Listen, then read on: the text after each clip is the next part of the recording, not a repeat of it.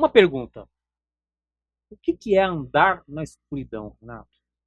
A Bíblia fala alguma coisa sobre essa condição espiritual em que a humanidade vive hoje em dia, né? Porque a cegueira espiritual, ela não está remetida a um grupo, a uma etnia, está isolada, né? Ela está globalizada, tá? Todo mundo parece que está vivenciando uma cegueira espiritual, né? Até porque nós estamos no final dos tempos, então já foi previsto que isso aconteceria. Mas o que é literalmente andar na escuridão, Renato? A Bíblia fala Ah, algo sobre sim. isso? Temos lá em Isaías, capítulo 59, né? Deixa eu abrir aqui. No capítulo 59, ele fala sobre o pecado e a redenção, né? E aqui no versículo 9 e 10 diz assim: Por isso, a justiça está longe de nós, e a retidão não nos alcança. Procuramos, mas tudo são trevas. Buscamos claridade, mas andamos em sombras densas. Como o cego, caminhamos apalpando o muro. Tateamos como quem não tem olhos. A meio-dia, tropeçamos como se fosse noite. Entre os fortes, somos como os mortos. Então, aqui, né, fala do pecado, né? O pecado nos colocou nas trevas, né? O pecado nos leva à escuridão. E só através, como diz na profecia, só através, mais uma vez ele diz, né, do Salvador, né, do Redentor, que se encontra a luz, né? Pois ele diz lá em João, né, eu sou a luz do mundo, todo aquele que me segue jamais andará em escuridão, né? Então é só através de Jesus que nos libertamos da escuridão do pecado, Da cegueira espiritual. através do arrependimento, né? Então é importante, né, o arrependimento, né?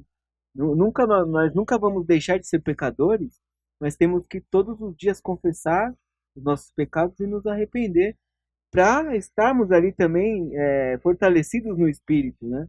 Sim. Porque é através disso que a gente consegue ter esse acesso ao mundo espiritual, né? Diz lá também em 1 Coríntios, no capítulo 2, versículos 14 e 15, né? Que o homem natural ele não compreende o que é espiritual, né? Não Porque enxerga. lhe parece loucura quando alguém que fala do espírito, que entende do espírito, que vive em espírito, né? Fala alguma coisa para ele, né? E ele acha loucura, Mostra alguma coisa porque também. só quem vive em espírito entende o que é espiritual, né? Então é o que diz lá nessa passagem. Então é até como, né, para você ter, né, entendimento, de você compreender o que a Bíblia diz, né, o que a palavra de Deus diz, você precisa ter, né, estar no Espírito, fortalecer seu Espírito, né, seguir os ensinamentos de Jesus, né, para que esteja forte no Espírito, né, porque como a gente já falou aqui em outros vídeos, né, qualquer brecha que você vai dando, né, o inimigo vai tomando espaço e a cegueira pode até voltar, É né? verdade. Então, a gente tem que estar sempre ali firme na palavra, né? Manter o espírito bem alimentado, né? É Para isso aí. que possamos estar sempre é, com a visão além do alcance, De olhos abertos. de Renato, olhos sabe o que tá abertos. aparecendo? Sabe o quê? Agora eu tô te vendo que esse bonezinho pra trás aí. Tinha um desenho que chamava Bicudo, ou Lobisomem. Você tava falando de trevas, Ah, escuridão, né? Dava meia-noite, ele colocava o bonezinho pra trás e virava Bicudo Lobisomem. Não sei se é da sua época, Renato. Mas muitos pensadores vão lembrar. Depois você coloca lá na edição lá a carinha do Bicudo lá. Bom, pessoal, realmente nós vimos aqui juntos, né? Que existe a cegueira espiritual, existem pessoas nessas condições, né? O que a gente tem que fazer para se libertar desses grilhões espirituais, né? Dessas correntes que nos aprisionam aí espiritualmente, que bloqueiam a nossa visão, né? E depois que esse fato acontecer, vocês vão ver que é muito claro. É como aquela poesia de Camões, que agora vejo, até então vejo em partes, mas depois eu verei face a face. Então, você vai parar de ver um mosaico de coisas. Você vai conseguir enxergar tudo numa dimensão muito maior, numa amplitude maior, né?